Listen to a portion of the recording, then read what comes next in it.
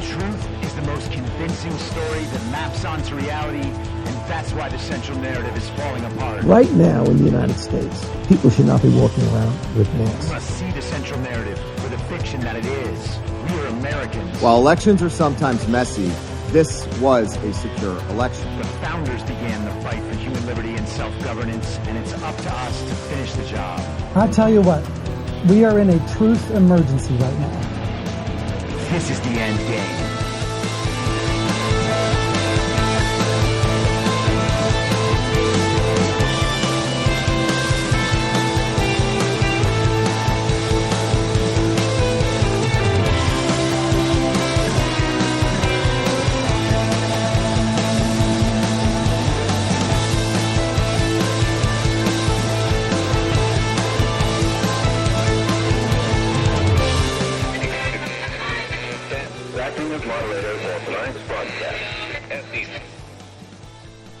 It's Monday, April 8th, 2024, the 1174th day of dystopia.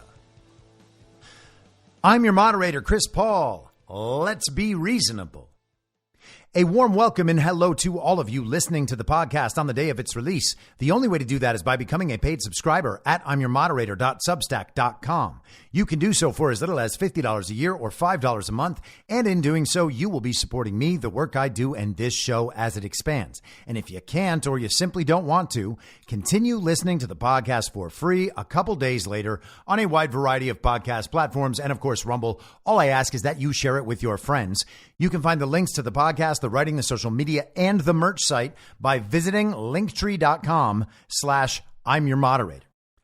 Now, just got to say, because today may well end up being the last day on Earth, you might want to wait till tomorrow if you are thinking of doing a paid subscription and getting the podcast on the day I release it rather than a couple days later.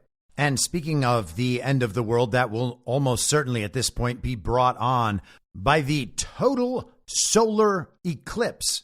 Everyone in the path of totality is facing certain doom. NASA is staging various rituals telling us it's all for the science. Of course it is. The science, that is our false god. That is our authoritative source of all that is and was and ever will be. We are in the cult of scientific materialism, and they are having a big day. I am actually amazed at how hyped this eclipse is. Fox News has down in the lower right corner, you know, the place where they used to keep their COVID death counter.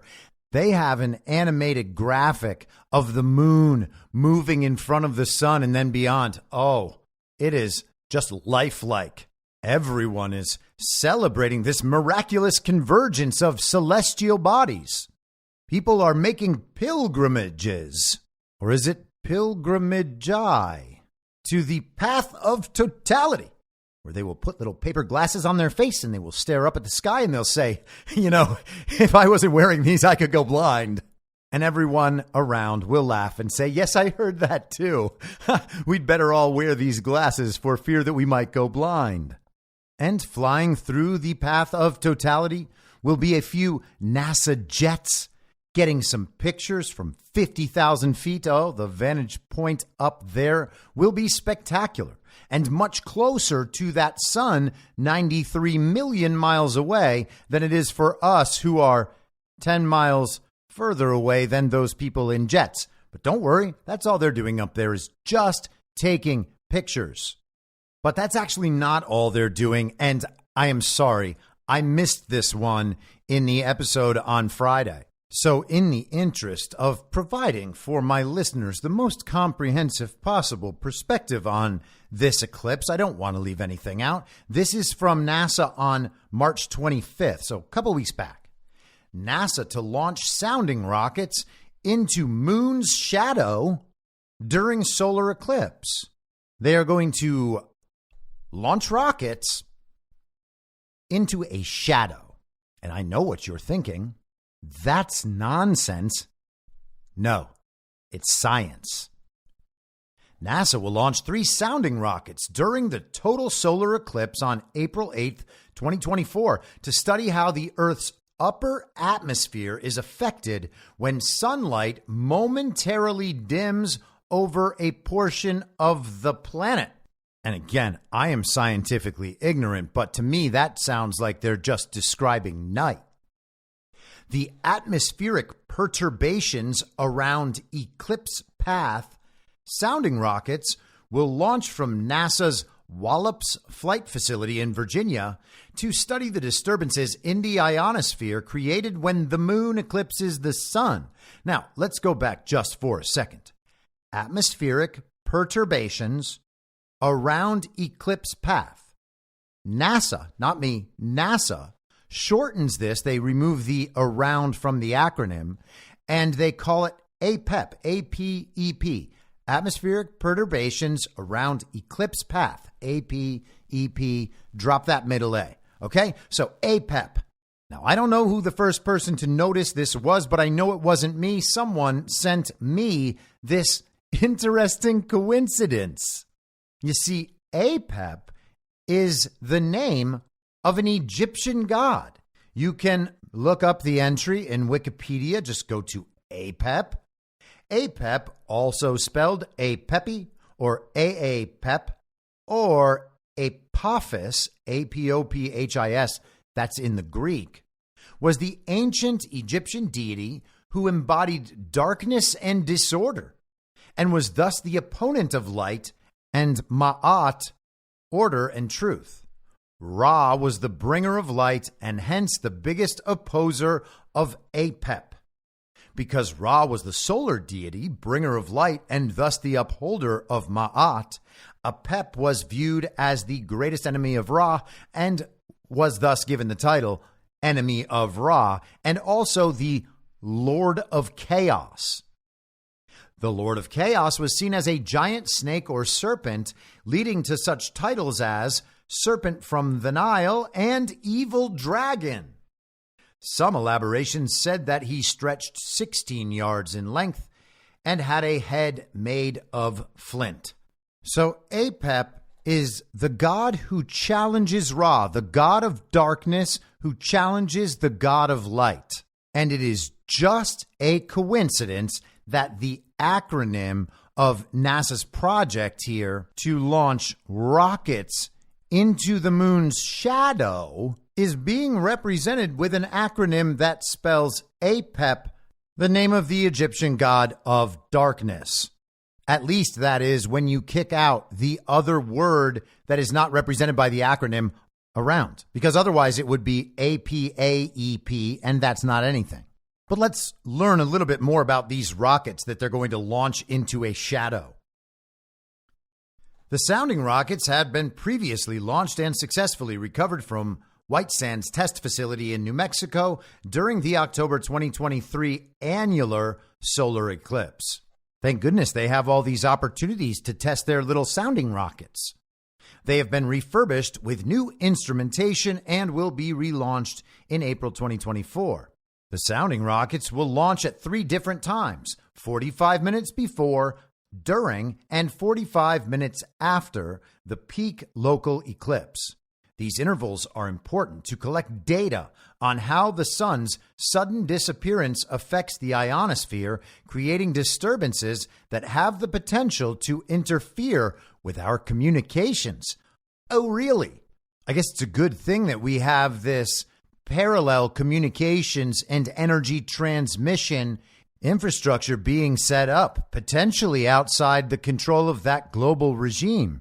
I wonder if that has anything to do with these tests they're running. The leader of this study, by the way, is a person named Ero Barjatia.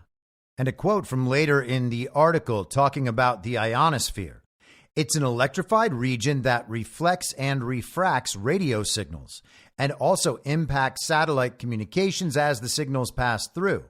Understanding the ionosphere and developing models to help us predict disturbances is crucial to making sure our increasingly communication-dependent world operates smoothly. And skipping down to the end. When the Apep sounding rockets launched during the 2023 annular solar eclipse, scientists saw a sharp reduction in the density of charged particles as the annular eclipse shadow passed over the atmosphere. We saw the perturbations capable of affecting radio communications in the second and third rockets, but not during the first rocket that was before peak local eclipse, said Barjatia. We are super excited to relaunch them during the total eclipse to see if the perturbations start at the same altitude and if their magnitude and scale remain the same. All right, so all just hard science. They're finding out things that we just simply need to know. And once they know all these things, they will be able to protect us from any threats to our communications. That is always why they do science, to protect us.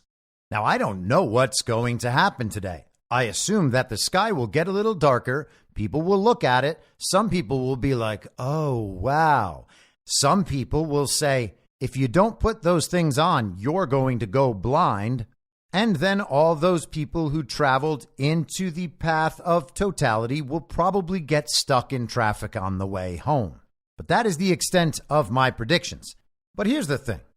Back when I used to be an atheist, I just thought no one actually believed any of this stuff.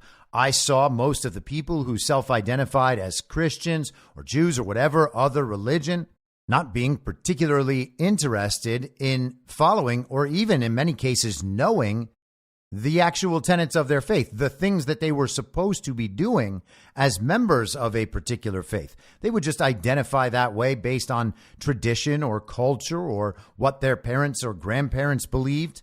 And so it always made sense to assume that virtually no one actually believes the things that are printed in these books. And of course, I was referring to organized religions, the major organized religions. And because I can see that most religious people don't believe or even know the tenets of their own faith, there was certainly no way that I was going to believe that the secular community, the agnostics, the atheists, the New Agers, actually believed in their stuff either. It was just a way that they interpreted the world based on what they saw and what they felt, whatever helps them get through the day. And so, of course, I would think the same thing when I heard claims of Satanism. I would think these people don't even believe in God. Why would they believe in the devil? When I was an atheist, I denied the supernatural. I believed in scientific materialism. I believed that what we had access to in this world was all there was. So, of course, I don't believe in Satan any more than I believed in God. And I can't imagine anyone else did either. And then, of course, you actually wrestle with and think about and eventually accept what it means that the greatest trick the devil ever pulled was convincing the world that he did not exist. And this is easy to do when you are able to deny the possibility of collective intentional evil across the world on a massive scale. And I would deny that. I didn't believe that there was a ring of pedophiles, much less that societies were controlled based on corruption and compromise, with pedophilia just being one part of that picture. I didn't understand that. I thought pedophilia was a problem of creepy ex-convicts in white vans and box trucks parked outside a school's playground. I didn't think it was about human trafficking. I didn't think it involved politicians and business leaders and celebrities, because you don't believe that anybody could actually want that thing. It's so sickening. But of course, then you find out that the description of the problem that allows you to deny the existence of that problem is inaccurate, and it's actually something else. And seeing what the problem actually is can convince you that, oh yeah, there actually is this collective intentional evil. There is a systemic evil that operates for the sake of evil, because that advances the quest for power and status and wealth by a select few individuals who are able to pursue their beliefs and sweep up massive portions of the population, just corral people into practicing their beliefs with them, wittingly or unwittingly. A few weeks ago, Burning Bright and I, on our show Badlands Story Hour, Tuesday nights, 9 p.m. Eastern, on Badlands Media, we talked about the Mel Gibson movie Apocalypto. And Apocalypto deals, at least in part, with Mayan human sacrifice. And in the major scene with the human sacrifice, their religious leader observes this same sort of eclipse and then instantly creates a meaning for all of the followers of these human sacrifices, the true believers. He convinces them that this is all a sign from their God. They have now sacrificed and made the God happy. And though their crops are dying and their civilization is falling apart, and just outside the city walls, there are massive trenches of countless headless humans, all of these people are cheering and cheering. This is the greatest thing they've ever seen. And while you can say they are all true believers, they are there to cheer on this experience. They believe they're having a transcendent experience. Perhaps they do.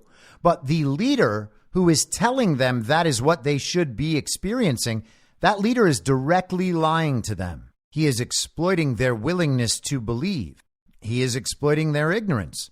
But it doesn't matter, not to him, because he's the religious leader. What he has are these 10,000 people that are being drawn into this ritual, or whatever it is. I don't know what the number is. And here we are in 2024 with our leading Nazi propaganda leading space science organization, naming their project after the Egyptian god of darkness. Now, do they think that's just a clever play on words and they're just referencing some mythology? Maybe none of them believe in it at all. But to the extent that someone does, they are participating in that person's belief system. And they are drawing thousands, tens of thousands, maybe millions more people around the country into that same belief system. They have encouraged millions of people to travel to the shadow of this eclipse, the path of totality.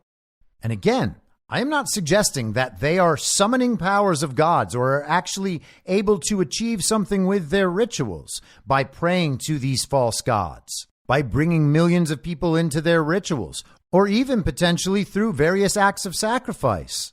But consider what happens now that there is this massive hype throughout our culture. All the attention, the energy, the focus is being turned toward the eclipse while we are having performed for us the rituals of science. Now, if you've been with me for a long time, listening to the show for a couple of years at least, you will know I did an episode, I think back in 2022, called Rituals of Science. You can easily find that on the Substack. I'm your moderator.substack.com. Use the search feature, type in Rituals of Science. It'll be right there. But the point I'm trying to make is, it doesn't matter whether or not all of those millions of people who find themselves moved into the path of totality believe in any of what they are being told by these pagans or these scientists. They are still participating in it. And again, I'm not trying to shame you or judge you or anything. If you think it's fascinating and want to go observe it, be my guest. I'm not telling you what to do. I am making a point wholly outside that. They can be performing a ritual and you can oppose it, refuse to participate in it, or whatever. My only point is to be conscious of it. And to the extent that anyone believes it, everyone else who is participating is then going along with that ritual. Now, again, these are false gods, so we can expect that nothing will happen. Same as we can expect that nothing will happen from whatever it is they are doing with CERN today. And we had a fact check on Friday, USA Today, that told us there was absolutely no way that an interdimensional portal was being opened, so we have to assume that's not happening. But all of the hype alone has now created an event where there would not otherwise have been an event. If anything major, jarring, unsettling, destructive happens today, it will be attributed to the eclipse or to CERN or to both. And then what would be the difference in the real world between the pagan ritual working and not working if something major and destructive happens in the world that is then attributed to the eclipse? Here's an example, just for the sake of discussion. I am not suggesting that this can happen or that it will or anything like that. I am just using it as an example. We just had CBS 60 Minutes whistleblowers come out and tell us about Havana syndrome. And of course, it was a limited hangout, as every whistleblower who has ever graced 60 Minutes is. But let's say, for instance, that everyone who went into the path of totality was afflicted with Havana syndrome-like symptoms. And let's just pretend for a second that the 60 Minutes thing didn't happen. No one really knows about Havana syndrome. Normies think it's all a big conspiracy, but everyone in the path of totality ends up having all of these symptoms. What would that be attributed to? The eclipse? CERN?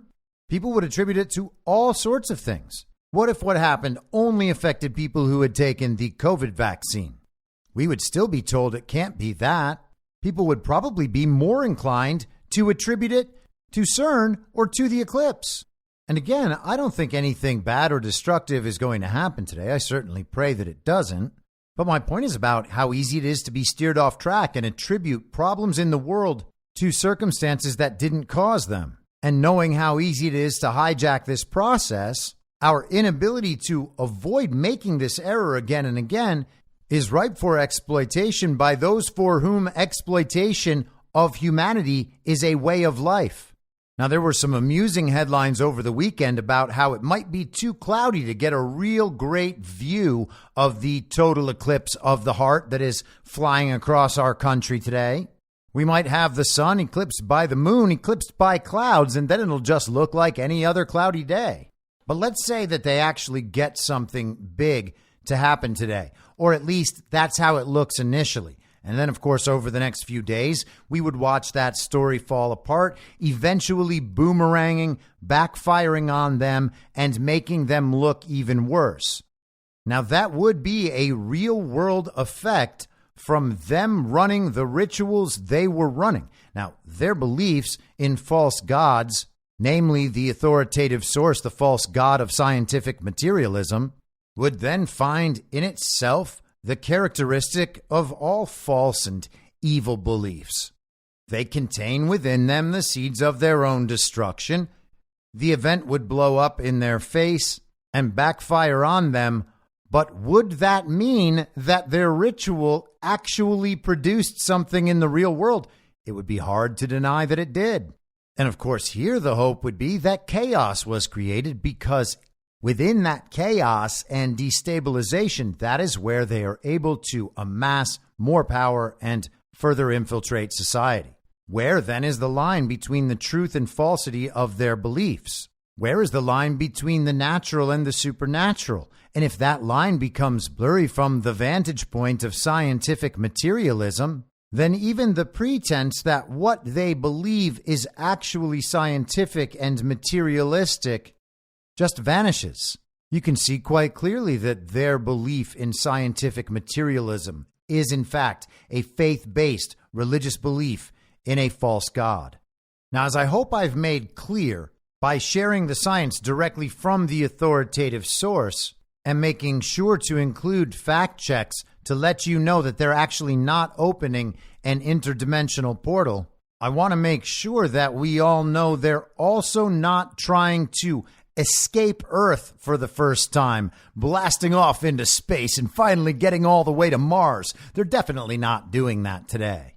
They're just up there taking pictures and taking sound readings so that they can better protect us and our ability to communicate. They know that we need the science as much as they do, and they're the ones who are able to provide it. I mean, we're not able to launch rockets at a shadow in the name of some mythological pagan Egyptian god. That requires the science. And fortunately for us, we were created in the science's image, and therefore the science exists to look out for us. They would never do anything bad to us, and that is why whenever we suggest that they might be, it's a conspiracy theory. This is from Scientific American on April 4th, so Thursday last week. Geoengineering test quietly launches salt crystals into atmosphere. The nation's first outdoor test to limit global warming by increasing cloud cover launched Tuesday from the deck of a decommissioned aircraft carrier in the San Francisco Bay. So, the sun is attacking the Earth.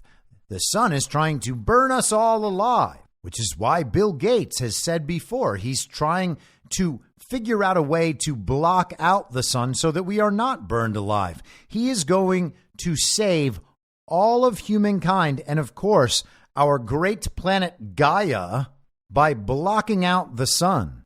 And despite his claim over these godlike powers and this chosen solution, Bill Gates is absolutely not in some sun worship cult based on some mythological pagan Egyptian god. He doesn't want to block the sun out religiously. He wants to do it scientifically.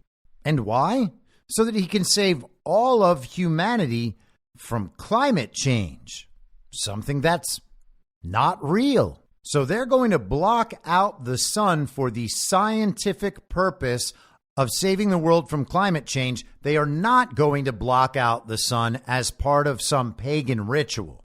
And they're also not going to create clouds for that reason. They're going to create clouds to protect us here on Earth from the sun as it attacks us, threatening all of humankind unless we obey the most powerful people anywhere on Earth, who are absolutely not trying to block out the sun for pagan rituals. They're trying to block it out to save us again. And just to be clear, just because they want to block out the sun and create clouds to block out the sun by spraying chemicals into the atmosphere, that doesn't mean that they are spraying chemtrails into the atmosphere. That is a conspiracy theory when you think of it like that. You're supposed to think of them spraying chemtrails into the atmosphere as them helping to protect us from the sun as it attacks the Earth. If you think that they are spraying chemtrails into the atmosphere for any reason other than a good reason, a good scientific reason, you're a conspiracy theorist. Now, it doesn't matter if what you say they're doing is exactly the same as what they say they're doing. You say it's bad. That's the part that's disinformation. Actually, it's really good. And even though climate change isn't real, it's still necessary to combat it by blocking out the sun. But maybe I'm getting ahead of myself. Let's get into a little bit more of the science here in this article. The experiment, which organizers didn't widely announce to avoid public backlash, marks the acceleration of a contentious field of research known as solar radiation modification. The concept involves shooting substances such as aerosols into the sky to reflect sunlight away from the Earth. Gosh, that sounds like something Apep would do. Thank goodness that none of these scientists are actually in a pagan religious cult. That is not what scientific materialism is, regardless of whether or not they worship science as the authoritative source for all information. I mean, if it turned out that they actually were just worshiping a false god right out in the open while everyone else cheered them on unwittingly, well, then we might have to wonder whether or not these people are being fully honest about the data and what it means. In fact, they might even be lying about their intentions. Now, wait a second. What is this it just said at the beginning of this paragraph? Oh, yeah, here it is. The experiment, which organizers didn't widely announce to avoid public backlash. Gosh, that's weird. So they just went ahead and tried to block out the sun, even though they knew no one wanted them to? What kinds of people would do that?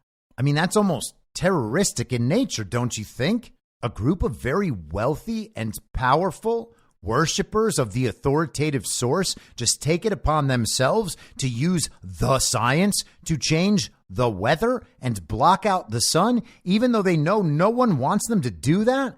How strange. I wonder if there's a way that they could show everyone that, hey, everyone actually does want us to do this.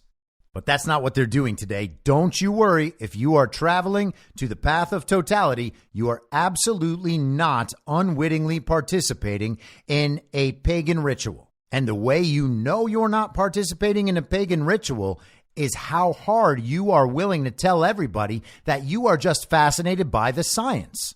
The move, led by researchers at the University of Washington, has renewed questions about how to effectively and ethically study promising climate technologies that could also harm communities and ecosystems in unexpected ways. The experiment is spraying microscopic salt particles into the air, and the secrecy surrounding its timing caught even some experts off guard. Since this experiment was kept under wraps until the tests started, we are eager to see how public engagement is being planned and who will be involved, said Shuchi Talati, the executive director of the Alliance for Just Deliberation on Solar Geoengineering, a nonprofit that seeks to include developing countries in decisions about solar modification, also known as geoengineering. She's not involved in the experiment and only learned about it after being contacted by a reporter. While it complies with all current regulatory requirements, there is a clear need to re-examine what a strong regulatory framework must look like in a world where solar radiation modification experimentation is happening. So thank goodness she mentions regulation. That's what we need. We need a government to figure out exactly where to draw the line on these scientists. And who are they going to hire to figure out where that line should be drawn? These scientists. And will they draw those lines exactly where these scientists want them to draw the lines? Well, sure, if they're willing to put forth enough money. The Coastal Atmospheric Aerosol Research and Engagement Project, or CARE, C-A-A-R-E. You get it? CARE is using specially built sprayers to shoot trillions of sea salt particles into the sky in an effort to increase the density and reflective capacity of marine clouds. Damn, I hope they don't make it too dense. It sounds like they would just end up with a wall. Just one big wall of salt. Hey guys, don't worry. The sun is still going to be attacking us, but we will defend you. And yes, we are sorry that your house is now buried underneath our salt wall. But at least the ocean won't be rising by a centimeter over the next 720 years. The project comes as global heat continues to obliterate monthly and yearly temperature records, and amid growing interest in solar radiation modification from Silicon Valley funders and some environmental groups. It also follows the termination of a Harvard University experiment last month that planned to inject reflective aerosols into the stratosphere near Sweden before it was canceled after encountering opposition from indigenous groups. Oh, yeah. The indigenous groups got the science to back down. For the first time in human history, the indigenous groups have won. Solar radiation modification is controversial because widespread use of technologies like marine cloud brightening could alter weather patterns in unclear ways and potentially limit the productivity of fisheries and farms. It also wouldn't address the main cause of climate change, the use of fossil fuels. That's right, we have to stop putting dinosaur juice in our cars, or else we're going to make the sun attack the earth until we are all dead. And the only way to stop it is to build a salt wall on your house. So not only will it not address the main cause of climate change, it, according to the article, could lead to a catastrophic spike in global temperatures if major geoengineering activities were discontinued before greenhouse gases decrease to manageable levels. Does that make sense? No. They're just saying, well, I guess we started doing these experiments. We didn't tell you because we knew no one would want it. But the thing is, now we can't stop or else we're all going to die. How do the worshipers of the authoritative source so consistently involve themselves of products that suggest such a widespread and systemic evil that they could easily end all of humanity at any time? That is, if we little people out there don't obey. I mean, I guess at least we can all take solace in the fact that these are the best and brightest people in the world, and surely the most moral because, of course, they are the smartest, and smart people can figure out how to be moral better than everybody else. And because they believe that, whether or not it's true, it also makes them capable of figuring out how to commit more evil than everybody else while still claiming it's good because, of course, they're the smartest ones, so they're the only ones you can really trust in figuring out what's good and what's evil. Bing, bing, bing. Answer is whatever they do is good.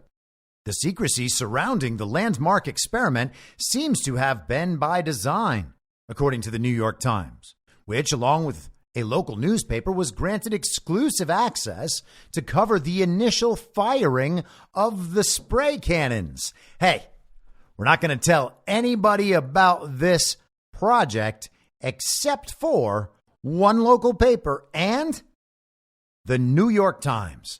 These are the only people that we can trust to report our our experiment honestly. And the New York Times, as always, was dutiful in its honest reporting of what happened. The idea of interfering with nature is so contentious, organizers of Tuesday's test kept the details tightly held, concerned that critics would try to stop them, the Times reported. The White House also distanced itself from the experiment, which is being conducted with the cooperation of a Smithsonian-affiliated museum. So you see, the thing is, the scientists just had to go ahead and do what they wanted to do, no matter what. It doesn't matter if people consent. You're going to get the full girth of their science whether or not you want it. They don't have to ask you. You're too stupid to understand what they're doing. Therefore, your opinion doesn't matter. And I'm not saying that, of course. This is the science saying that about you. I mean, you're not a biologist. You can't even tell who has the wee-wees and who has the hoo-haws. How are you going to decide how we should block out the sun as part of a pagan Egyptian ritual? I bet you've never even thought about that before. How are you supposed to contribute? And because they would just dismiss your opinions and concerns anyway, there's no reason why they should ask them. All you could do is try rabble-rousing and stop the science while it's in progress, and they don't want that. So they're just going to go ahead and ram their science right down your throat. And if you're asking yourself, isn't that like some kind of violation? I feel violated. Nope. Trust the science. Trust the experts. And let's close this out. The study plan also made no mention of its potential ecological impacts, a key consideration recommended by a 2022 Biden administration marine cloud brightening workshop. So the fake president and his fake administration are involved in this. What could be better? That's a significant oversight, according to Greg Goldsmith, the Associate Dean for Research and Development at Chapman University. History has shown us that when we insert ourselves into modification of nature, there are always very serious unintended consequences, said Goldsmith, who studies the implications of climate change for plant structure and function. And therefore, it would be prudent to listen to what history has shown and look for consequences. So, this man is extremely worried about the consequences of man-made climate change. And in that, he is fully aligned with these people who are attempting to block out the sun. He is also noting that, however, when people attempt to involve themselves and usurp the role of the natural environment, there are unintended consequences. We are supposed to believe that climate change itself is an unintended consequence of different types of human activity, most primarily using dinosaur juice to power the world. And he is suggesting the obvious point that perhaps the people trying to limit the impact of the unintended consequences of human activity might actually be more interested than they are in limiting the unintended consequences of human activity. Worth noting, by the way, that the University of Washington in 2020 was very prominently featured in the news because one of the COVID models that said we were all going to die was produced at the University of Washington. They were leading the way on American epidemiology. It was the Imperial College London and the University of Washington. They were the people who told us that millions and millions of people were going to die from the very deadly pandemic. And the strange thing is that because of the way they recorded positive tests and then deaths based on tests that don't work and a medical protocol that killed people, they've actually been able to create, through all of that, millions of COVID deaths to attribute to the very deadly pandemic. And of course, in a scenario where the regime actually wins, Donald Trump would be recorded as being responsible for all of those millions of deaths. And then it would be Trump and people like Trump who committed all the atrocities of the 20th century as well. Don't you know that Trump's Hitler? That's what they always say. And by the way, this week we will talk about further admissions from the mainstream media and the regime at large that, oh yeah, there are actually Ukrainian Nazis and they've been involved the entire time. But let's stick today to the rituals of science, because today is a ritual day for the scientific materialists. All of these pagans out there who pretend not to have any religion at all, turns out they do worship the authoritative source of all scientific knowledge. And today, apparently, is some kind of pagan religious holiday. But let's move on from their attempts to appease the Egyptian god of darkness and move to a different part of the cult of scientific materialism, as performed by worshippers of the authoritative source. Tucker Carlson had on his show within the last few days a man named Brian Johnson, who is a 45-year-old multimillionaire obsessed with slowing down his own aging. Tucker Carlson calls him a well-meaning rich guy who just so happens to want to live forever. This is from Bloomberg last year. This is May 22nd, 2023. The man who spends $2 million a year to look 18 is swapping blood with his father and son. On April 3rd, the tech entrepreneur Brian Johnson, 45, turns up at a health services clinic near Dallas with his 70-year-old father, Richard, and his 17-year-old son, Talmadge. They arrive early in the morning, and over the course of several hours, the men and boy engage in a trigenerational swapping of their blood plasma. Talmadge goes first, having a liter of his blood removed and converted via machine into its piece parts, a batch of liquid plasma, and then a batch of red blood cells, white blood cells, and platelets. Brian next undergoes the same process and then has an additional procedure in which his son's plasma is fed into his own veins. Richard goes last and receives Brian's plasma after making room for the fluids by having his own blood drained. So they are basically a vampire human centipede. At this point, you probably have a lot of questions. One might be, is this like the Blood Boy thing? And yes, it is exactly like the Blood Boy thing. And if you don't know about the Blood Boy thing, the phrase Blood Boy was made famous by the HBO show Silicon Valley.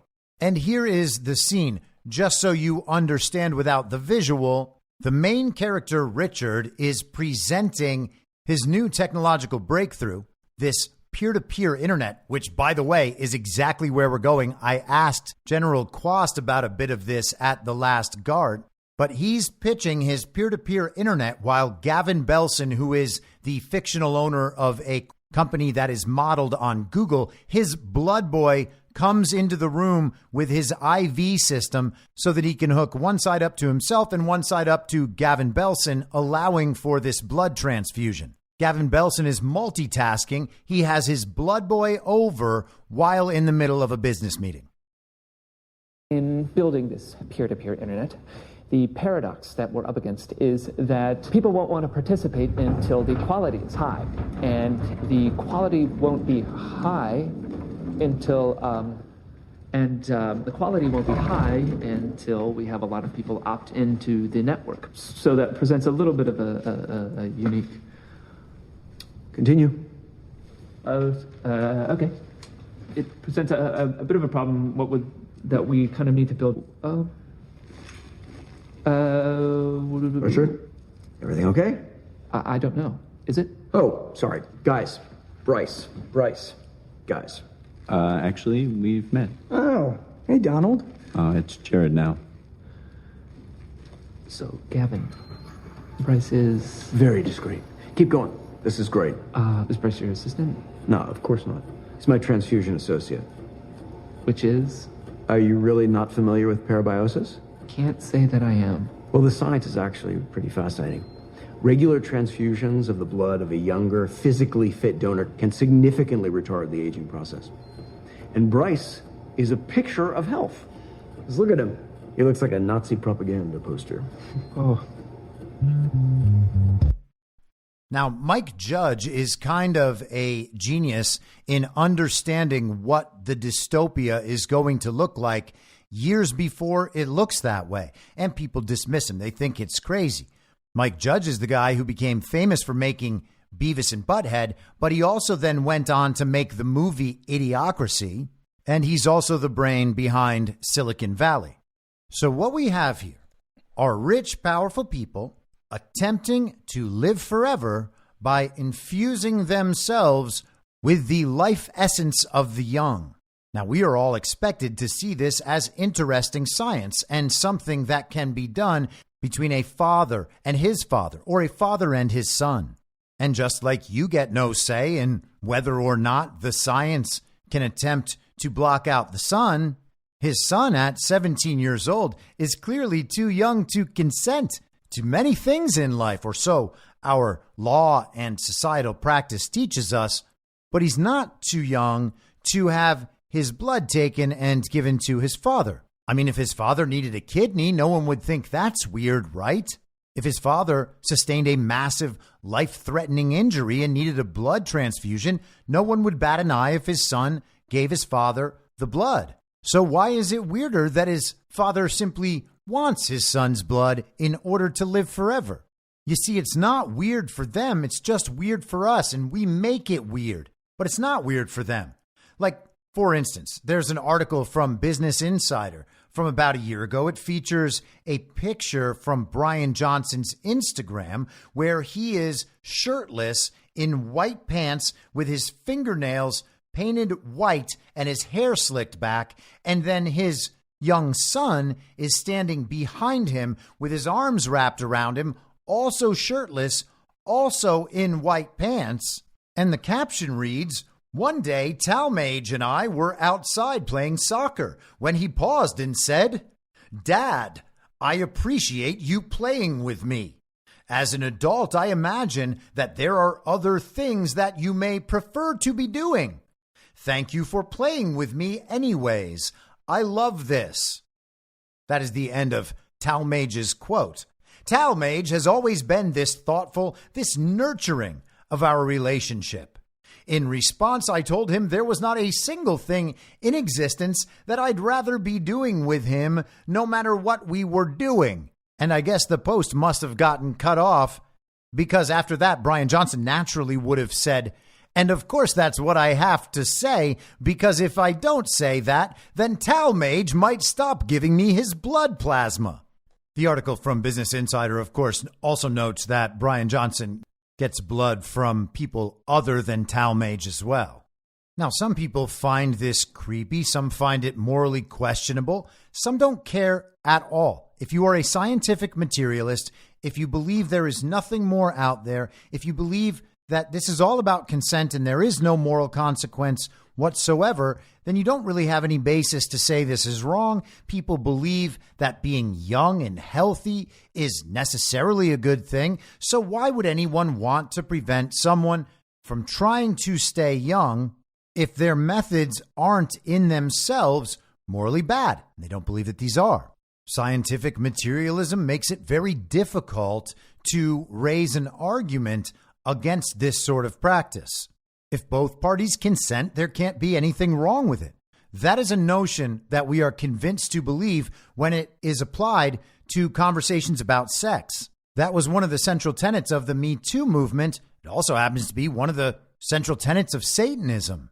They tell you what they're going to do, what they want to do. And if you don't object, if you don't say no, if you don't attempt to stop them, well, then they have permission to do it. And it is not morally bad on their part because you acquiesced, you complied, you consented. That is how most of the things our government does that we don't want them to do actually come into being. They tell us, this is what we're going to do, or this is what we've been doing. Go ahead and stop us. And everybody's just like, well, you know, the government just does what it wants and boys will be boys. You shouldn't have worn that skirt if you didn't want them to attempt to block out the sun and then take your blood plasma. No one objects. No one stops them. They say no one gets hurt. We know that life and health and youth are all things our society values. So who are we to stand in the way? And if you think there is something wrong with any of this, well, you're a conspiracy theorist.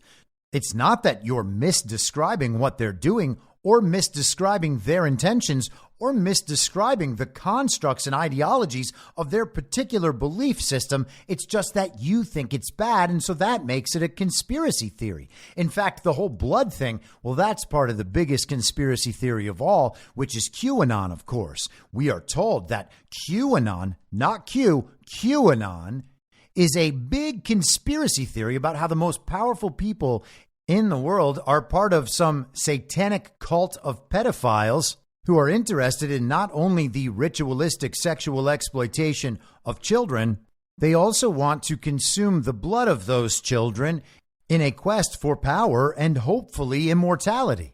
Now, you see, they are doing that, but according to the authoritative source, that's not bad. It's just science. And what you need to do is you trust the science, you trust the experts, and you say that's a conspiracy theory if you think that what they are doing is bad. They do it only with consent and would never violate that consent by taking their blood plasma or whatever else from people too young to give their consent. And to be sure that they never do that, people like Democrat communist Scott Wiener in California are making sure to reduce the age of consent so low that they are able to do whatever they want to small children without ever violating their consent, because they will just coerce those children into saying, yes, this is fine what you're doing. And that'll make it so that it is fine.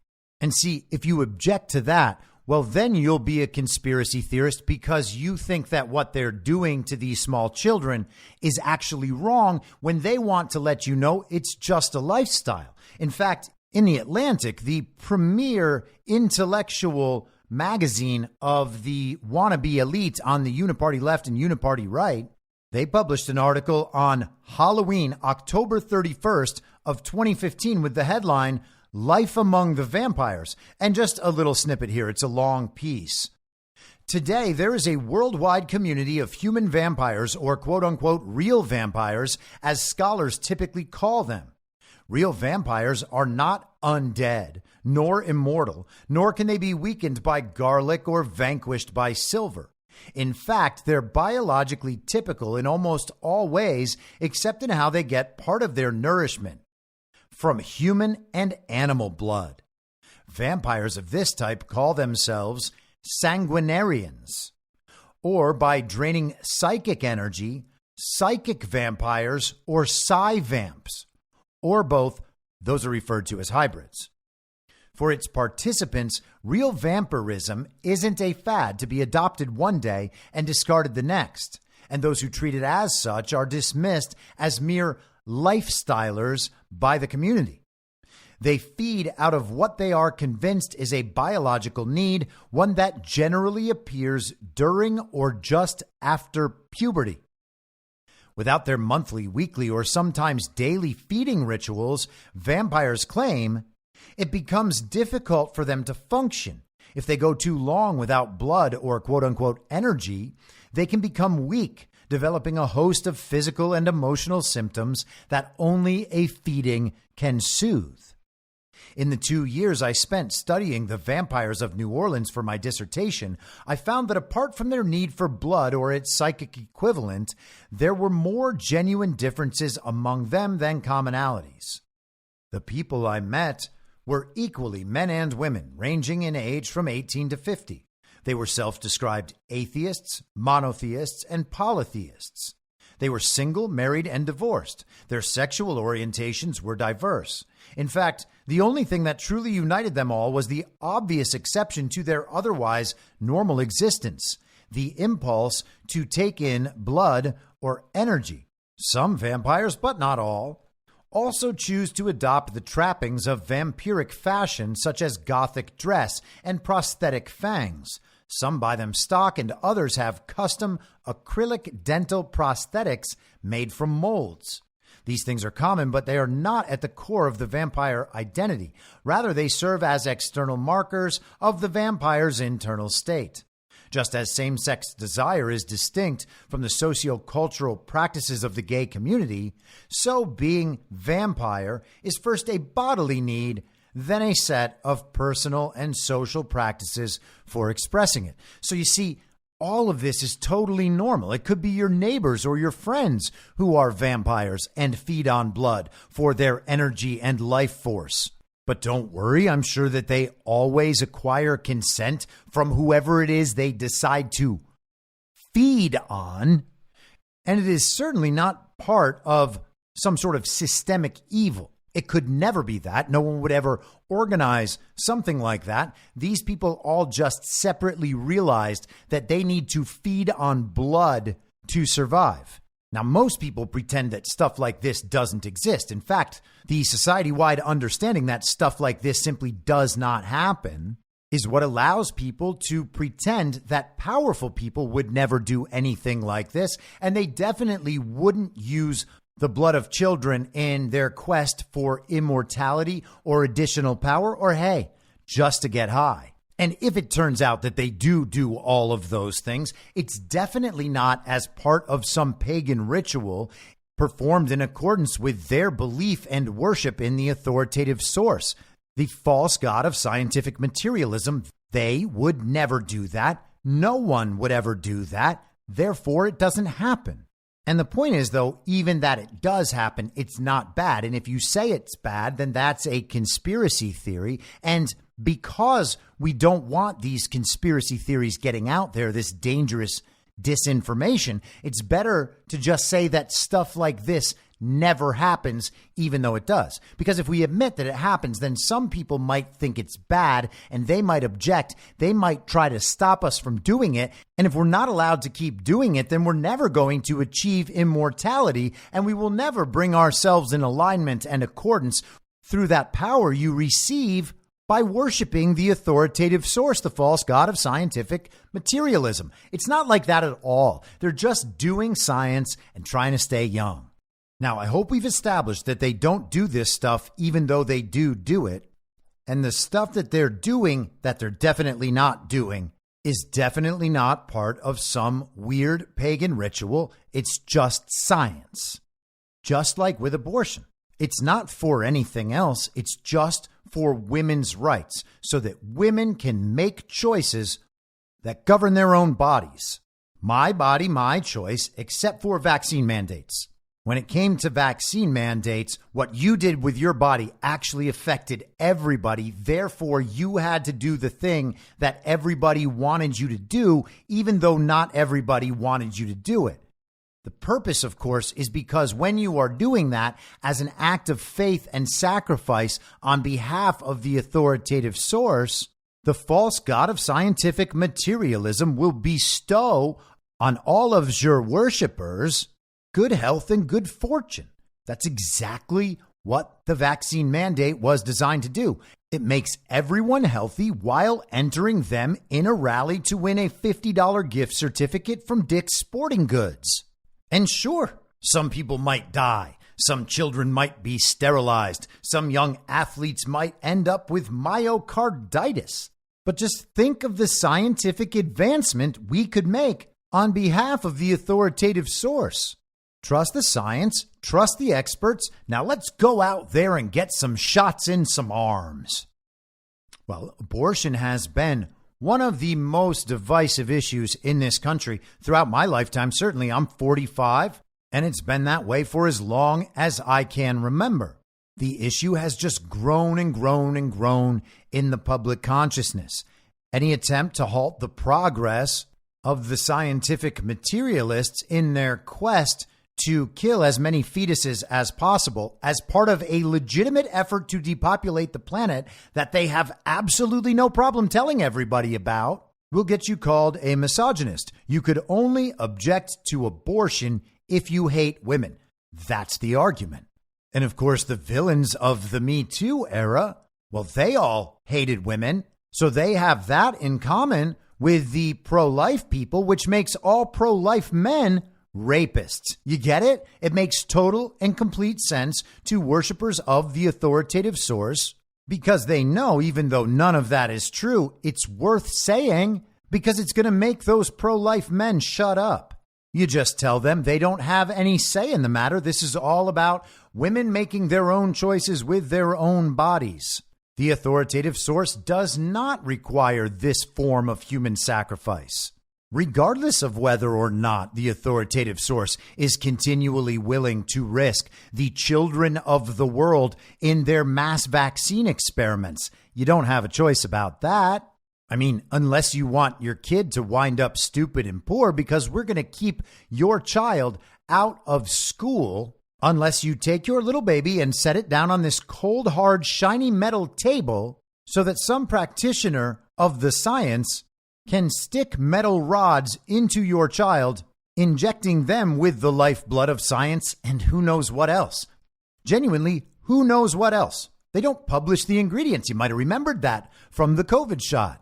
And sure, aborted fetal tissue has been used in the development of vaccines, but it definitely can't be used in the vaccines that everyone is pumping into their bodies right now. Why can't that be? Because the science would never do that. Trust the experts, trust the science. They're not doing it. And no, we're not going to tell you the ingredients. You're not allowed to check our homework, you rubes. You wouldn't understand it anyway. So just bow before the science.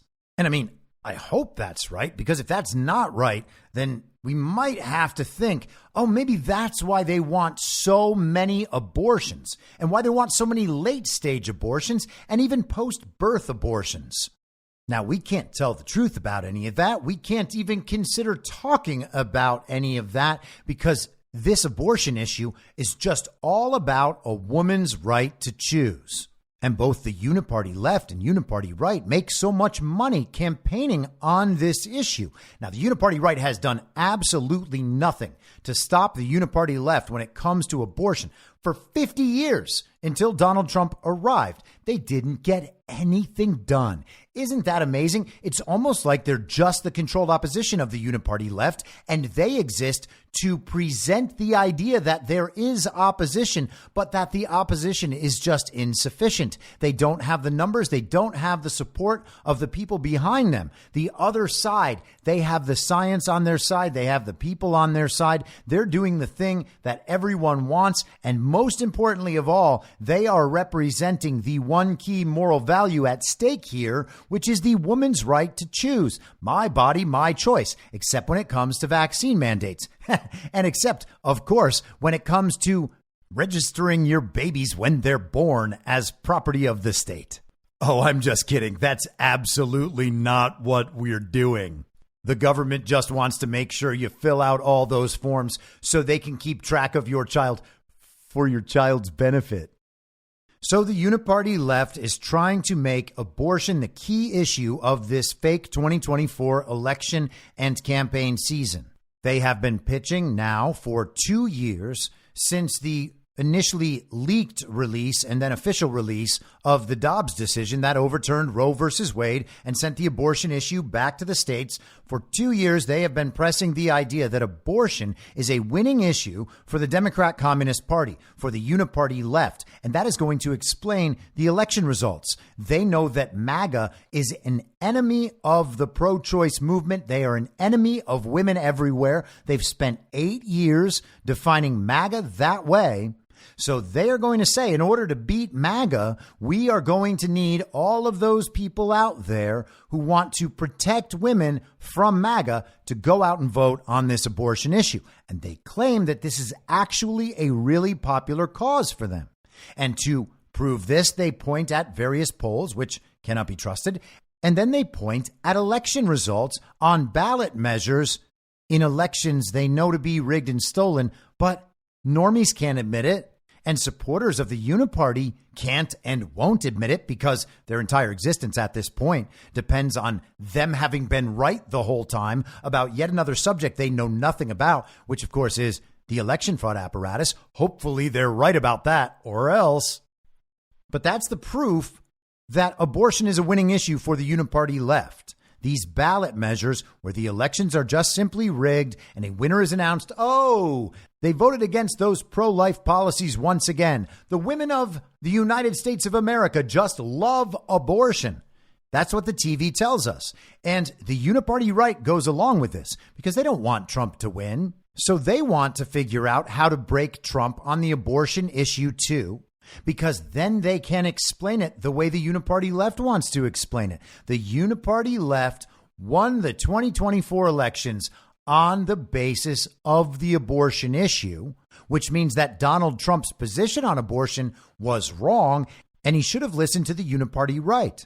They don't care that causing Donald Trump to lose would then mean that abortion right up to and then past the moment of birth would become official policy under the illegitimate regime. They only care that they can get rid of Trump and MAGA and then take back power as the Uniparty right establishment within that controlled opposition dynamic. Donald Trump has to be the bad guy in the eyes of the abortionists for this play to work. And so consider the Uniparty dynamic while you listen to Trump lay out his case. Trump previewed this position last summer in his interview with NBC's Kristen Welker, and the Ron DeSantis simps lost their minds. This isn't good enough for them. But here's Trump's statement. It's about 4.5 minutes long. If you want to skip ahead to around an hour, 10 minutes. Under my leadership, the Republican Party will always support the creation of strong, thriving, and healthy American families. We want to make it easier for mothers and families to have babies, not harder. That includes supporting the availability of fertility treatments like IVF in every state in America. Like the overwhelming majority of Americans, including the vast majority of Republicans, conservatives, Christians, and pro-life Americans, I strongly support the availability of IVF for couples who are trying to have a precious baby. What could be more beautiful or better than that? Today, I'm pleased that the Alabama legislature has acted very quickly and passed legislation that preserves the availability of IVF in Alabama. They really did a great and fast job.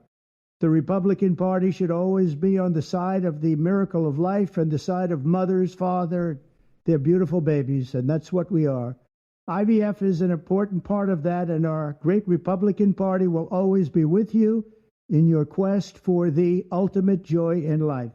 Many people have asked me what my position is on abortion and abortion rights, especially since I was proudly the person responsible for the ending of something that all legal scholars, both sides, wanted and, in fact, demanded be ended. Roe v. Wade. They wanted it ended. It must be remembered that the Democrats are the radical ones on this position because they support abortion up to and even beyond the 9th month. The concept of having an abortion in the later months and even execution after birth, and that's exactly what it is. The baby is born, the baby is executed after birth, is unacceptable, and almost everyone agrees with that. My view is now that we have abortion where everybody wanted it from a legal standpoint, the states will determine by vote or legislation or perhaps both, and whatever they decide must be the law of the land, in this case, the law of the state. Many states will be different. Many will have a different number of weeks, or some will have more conservative than others, and that's what they will be. At the end of the day, this is all about the will of the people. You must follow your heart or, in many cases, your religion or your faith. Do what's right for your family and do what's right for yourself. Do what's right for your children. Do what's right for our country and vote. So important to vote. At the end of the day, it's all about will of the people. That's where we are right now, and that's what we want, the will of the people. I want to thank the 6 justices, Chief Justice John Roberts, Clarence Thomas, Samuel Alito, Brett Kavanaugh, Amy Coney Barrett, and Neil Gorsuch, incredible people, for having the courage to allow this long-term, hard-fought battle to finally end. This 50-year battle over Roe v. Wade took it out of the federal hands and brought it into the hearts, minds, and vote of the people in each state. It was really something. Now it's up to the states to do the right thing. Like Ronald Reagan, I am strongly in favor of exceptions for rape, incest, and life of the mother. You must follow your heart of this issue, but remember, you must also win elections to restore our culture and, in fact, to save our country, which is currently, and very sadly, a nation in decline. Our nation needs help. It needs unity. It needs us all to work closely together. Democrat, Republican, liberal, conservative, everyone, we have to work together. We have to bring our nation back from the brink, and that's where it is. It's at the brink, and we will. We will do it. I promise you, we will do it. Always go by your heart, but we must win. We have to win. We are a failing nation, but we can be a failing nation no longer. We will make our nation great.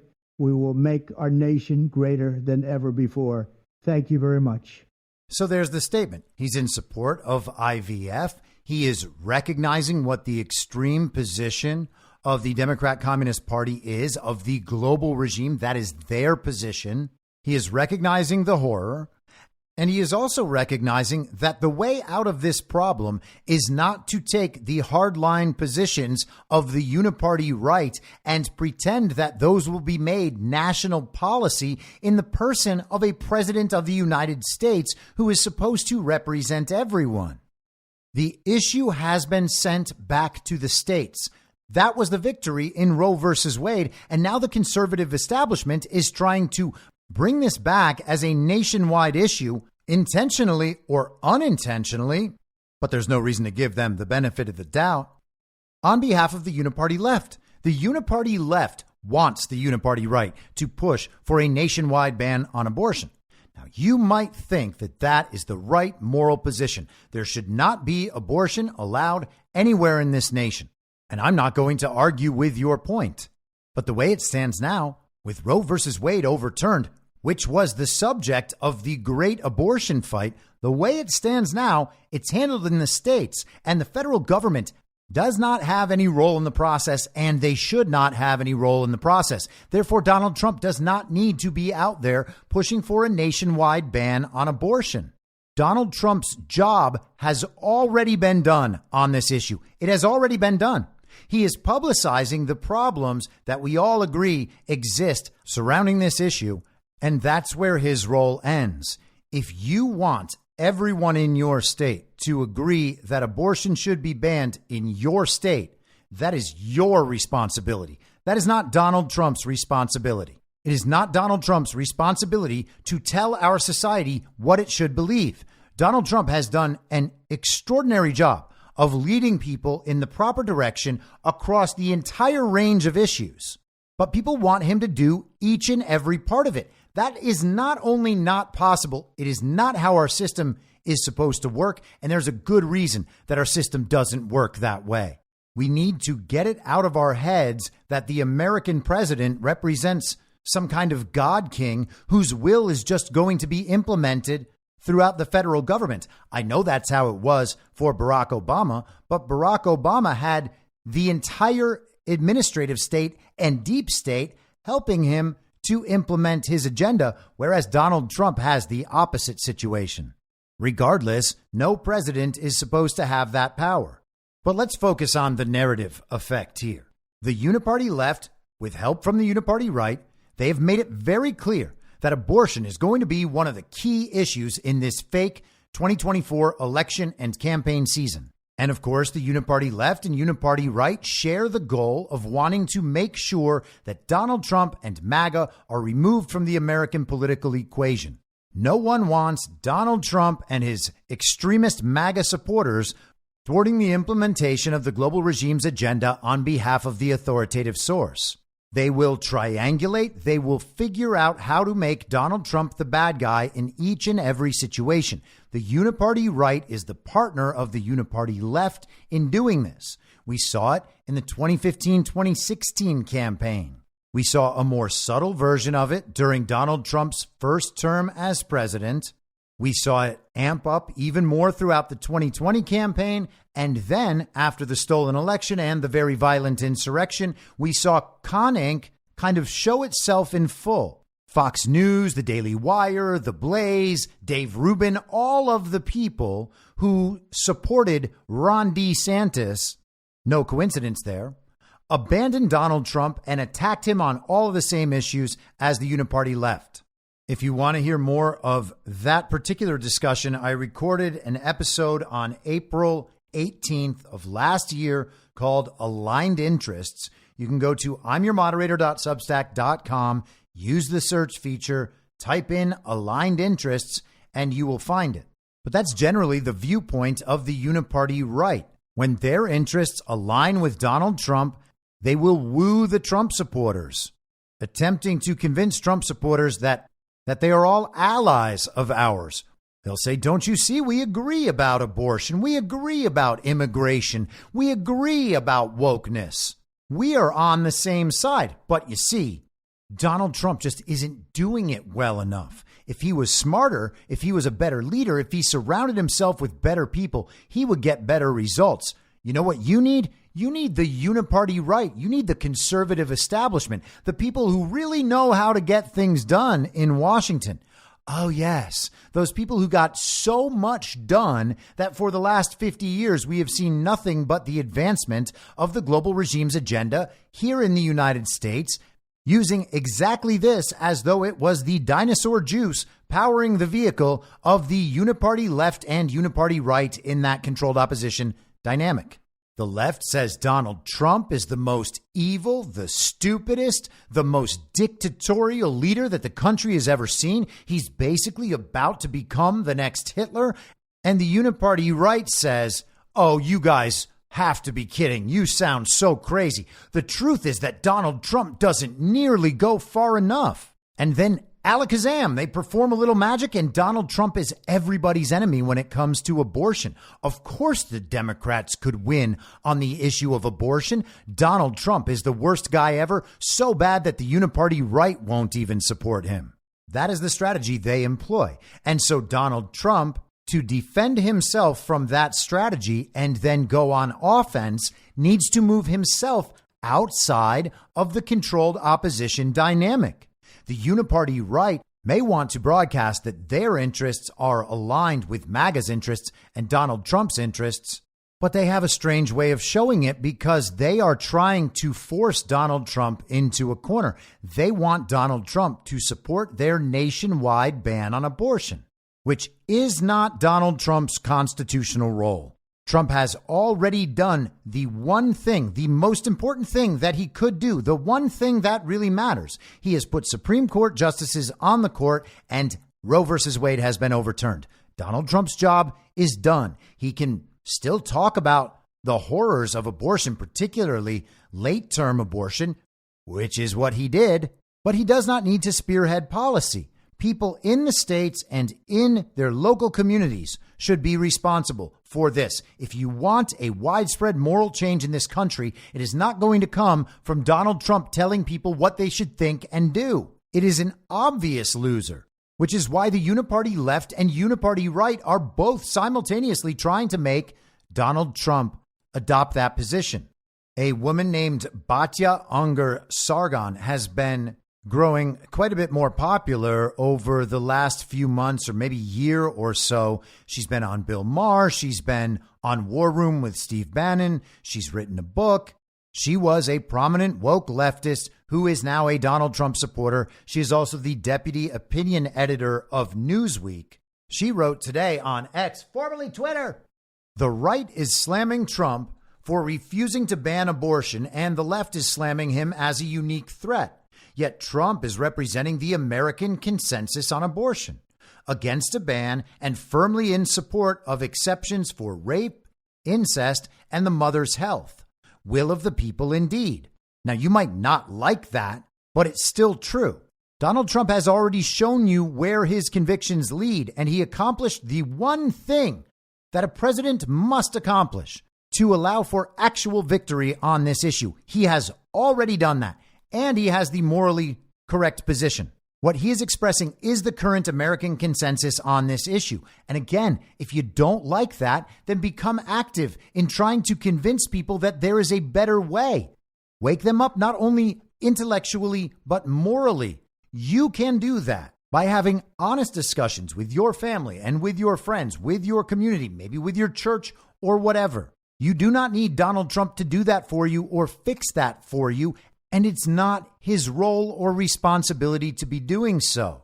Regarding Unger Sargon's post, I wrote, "The Uniparty cannot paint Trump as a pro-life radical and a threat to women's health, while all of conservative media is calling him weak on abortion. He cannot be both things. The Uniparty left and the Uniparty right are trying to convince the country that Donald Trump is wrong on this issue, and they are arguing things that are mutually exclusive." I wrote, "This is an ideal political outcome and necessary for eliminating the Uniparty left's anti-MAGA narrative on abortion being a turnout issue. If that issue is off the table, if people don't think that actually Donald Trump is the threat the Uniparty left makes him out to be, then they're not going to be able to argue that Donald Trump's position on abortion brought out millions or tens of millions of communists to the polls to vote against him. It simply won't work. One of their major pillars of the fake 2024 election and campaign season would immediately be knocked out. And that is what we're watching. Again, if the votes aren't real, then an election is a battle over the narratives. And the truth is, even if the votes are real, an election is the battle over the narratives, because the court of public opinion is going to render its verdict either way. So the Uniparty left, if they want to give this win to Joe Biden or Gavin Newsom or Michelle Obama or Hillary Clinton or whoever they attempt to put in there, if they're going to try to sell that to the nation, they need narratives to explain how it could have happened. And now they are losing their abortion narrative. This was their number one strategy for this campaign season, and they're going to lose it. So no one will believe them when they try to pitch that narrative. It's the same thing that we are seeing with the different aspects of their base. Hispanic voters are leaving the Democrat Party. Black voters are leaving the Democrat Party. Young voters are leaving the Democrat Party. So their base right there is gone. And they're just trying to tell everybody that they have enough white suburban housewives to carry the day. No one's going to believe that, especially once the abortion issue is off the table. They are taking away each and every part of the Uniparty left's base. And you can see how threatening this is to them, because you can see the Uniparty right react and try to paint Donald Trump as the enemy of the pro-life side, which of course they will be unable to do, because Donald Trump was responsible for appointing the Supreme Court justices who overturned Roe versus Wade. It's never going to work. Back to the Post. Donald Trump has already gotten Roe versus Wade overturned. It's a state issue now. Win the issue in your states. Don't demand Trump, the president of all Americans, express absolute purity on every issue all the time. If you want everyone to come to the morally necessary conclusion, you fight for it. They don't listen to Trump in the first place. At some point, we have to understand that all of anti-Trump, the Uniparty left and the Uniparty right, will argue against him no matter what. The Uniparty left argues that he's terrible, and the Uniparty right argues that he does the right thing, but in the wrong way or not hard enough. Trump is using the controlled opposition dynamic against itself. The Uniparty right and the Uniparty left, by both arguing that Trump is wrong in this way, are actually branding Trump as the only acceptable choice for everyone who isn't Trump deranged. All of the Trump deranged people are convincing everyone who is not Trump deranged that Donald Trump represents the only reasonable choice.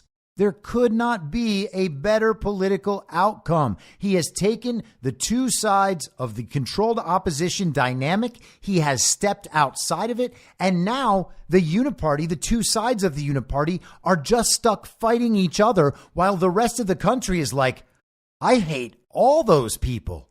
And in this example, you can see the model of what Trump has been able to accomplish. This is the process repeated over and over and over again, stepping outside of that controlled opposition dynamic and allowing the two sides of the Uniparty to destroy one another. It is not Donald Trump's responsibility to be our moral leader. And this should be obvious to the Christians out there. This should be obvious to anyone who's a person of faith. No one should be turning to politicians for moral guidance, not even the great ones like Donald Trump.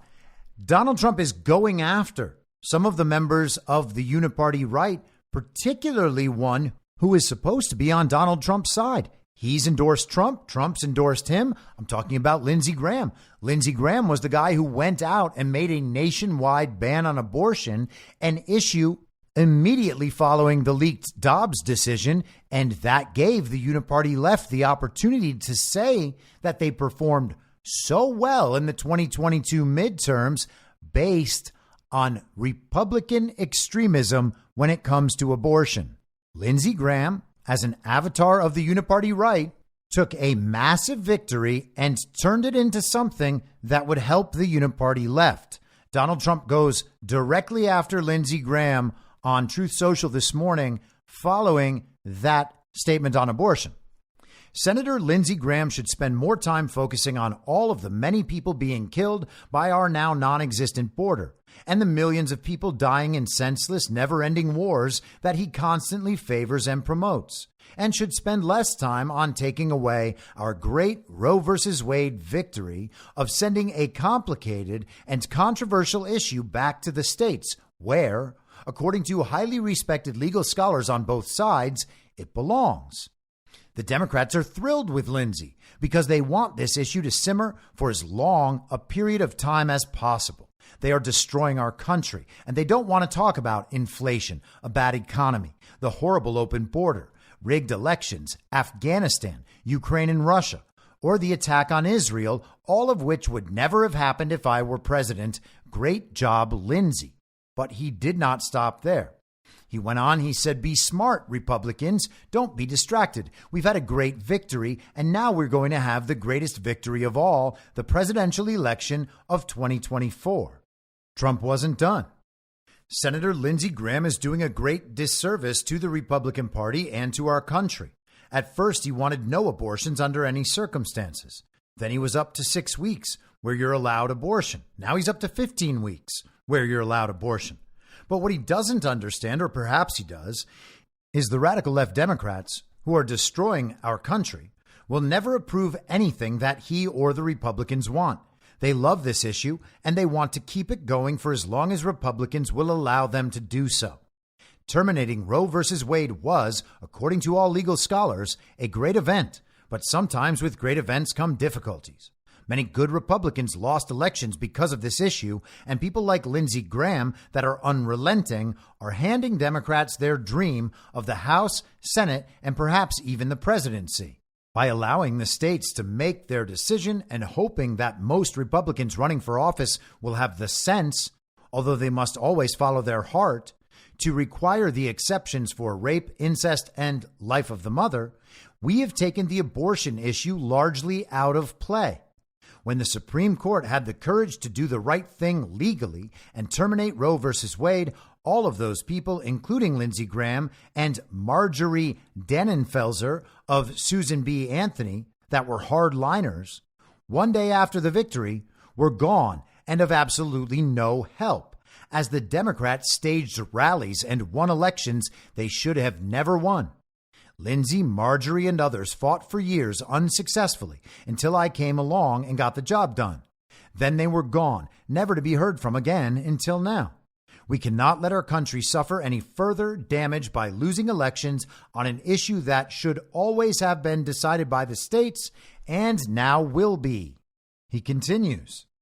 Sending this issue back to the states was the policy of the Republican Party and conservatives for over 50 years due to states' rights and the 10th Amendment, and only happened because of the justices I proudly nominated and got confirmed. And that's right. They wanted the issue sent back to the states, at least that's what they said, for 50 years. They got that, and now they're saying what they need is a nationwide ban, which would mean returning the issue to the federal government. It's almost like they're trying to lose. So this is the big political controversy of the day. Sucked all the oxygen out of the room this morning. Everyone's talking about the Trump abortion thing. All the delusional pagans were trying to make everyone focus on their weird techno-pagan rituals. And Donald Trump went out there and made them fight each other further exposing another one of their techno-pagan rituals. Evil contains within it the seeds of its own destruction, and we are witnessing that in real time as all of the offerings to their false god, the authoritative source, backfire and blow up in their faces. All of this evil is being dragged right out into the light. And you know who doesn't like that? Apep. I'll be back tomorrow at the same reasonable time on the same reasonable podcast network. I don't have a network. Masks and lockdowns don't work. They lied to you about a pandemic, and Joe Biden will never be president. In my mind, that's the end game. If you're listening to this episode for free, you can support me and support the show and the work I do by signing up for a paid subscription at imyourmoderator.substack.com. You can do so for as low as $50 a year or $5 a month. Comes out to under a quarter per episode, and you'll blast right through the paywall for all of the writing. The merch store is www.cancelcouture.com, and you can find everything else by heading to Linktree. Linktree.com/I'm your moderator. And I'll see you soon out on the range.